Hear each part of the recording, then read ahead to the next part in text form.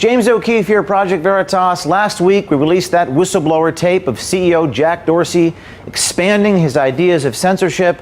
Not only was Project Veritas not deplatformed, we were trending number 6 on Twitter. Get ready, because today you're about to hear from one of Dorsey's top executives, Vijaya Gadde. She's the legal policy trust and safety lead. She does not know that she was being recorded in this staff meeting. And here she is on video discussing how and why Twitter put the president in a timeout before he was permanently banned. You can hear her talking about that and more. The civic integrity policy in particular has a range of options, from labeling to removal in some instances to permanent suspension. Vijay, I think you have the list of the top questions on SOC as well. Yes.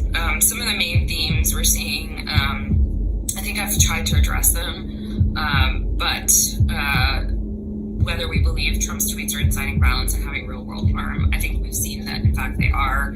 I think the question is which ones are. We've also seen that Trump has attempted, since coming back from the timeout, to de-escalate the situation, which I think has been helpful and important for some, if not all, of the people who are following him. So we do think that that is a risk, and that's why we're continuing our evaluation of how these tweets are being received and interpreted. Next, Gadde exposes Twitter's plans to scale the censorship that we are currently experiencing here in the U.S. globally.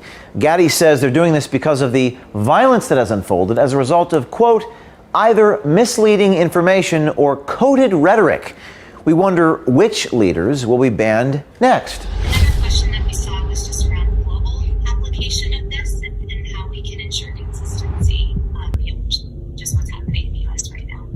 Yeah, actually, one of the interesting things is a lot of the work that we've been doing over the last week is work that we've built on in other places around the world where we've seen violence unfold as a result of either misleading information or coded rhetoric. So a lot of our learnings here have come from other markets. So in that sense, we do feel like this is our global approach. We need to be very focused on being able to enforce any of these policies or enforcement decisions we make at scale. When it comes to big tech, it's no surprise that a cultural bias may exist, but at Twitter, it seems their own employees have become the activists running the company. Gadde sounds almost apologetic to her own staff for initially only putting Trump in a timeout. And then the last question, which, obviously would love Jack's point of view, but have we read the letter from employees demanding Trump to be suspended, and what's our point of view on that? There are certainly good ideas expressed within the letter that speak to the retro and how publicly we need to be about what we've learned about our policies around our actions. One question in particular was just around, the first strike and the 12-hour suspension, and if we consider just the severity of the president's tweets and why we didn't maybe jump a couple steps ahead versus just sticking to the kind of first strike and the 12 hours. Absolutely. We had a really robust discussion about whether it should just be a permanent suspension. At the end of the day, we felt that this punitive action that we were taking was a significant escalation from how we had enforced our civic integrity policy against the president in the past.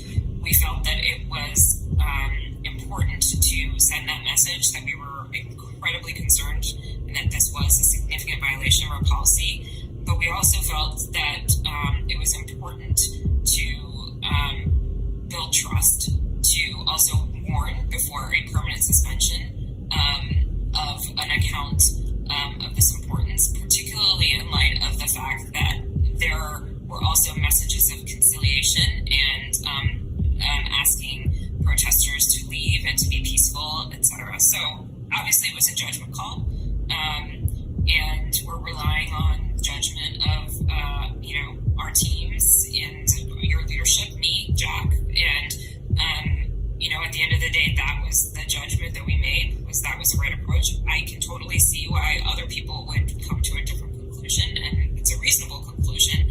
And it was just a different. I drew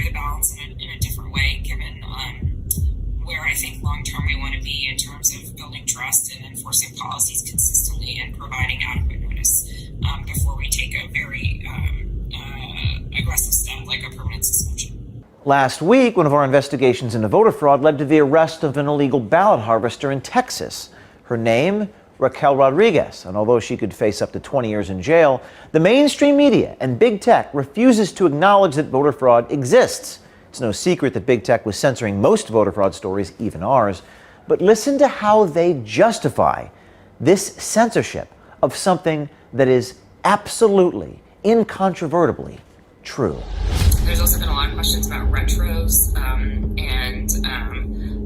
of course we're going to do a retro. I mean, we're in the midst of a retro around the election generally. This will be most definitely folded into it. What we saw Wednesday morning was really concerning to us, obviously. So a small team gathered from Trust and Safety. We were discussing the potential for violence to happen, and we decided to escalate our enforcement of the civic integrity policy and use a label that disabled engagements to stop the spread of potentially inflammatory content, which is the content around election interference, election fraud, stealing the election, that type of thing. We think that the severity of what's happening on the ground, coupled with the information that's contained in these tweets, this misleading information about the election being stolen, and massive fraud around the election, are what is changing our analysis of how we should enforce this policy.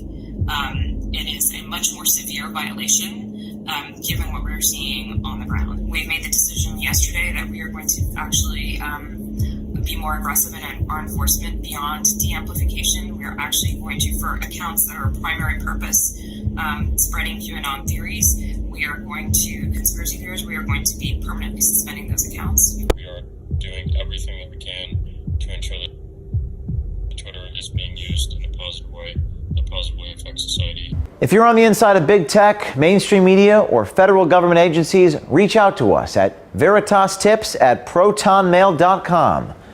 Be brave. Do something.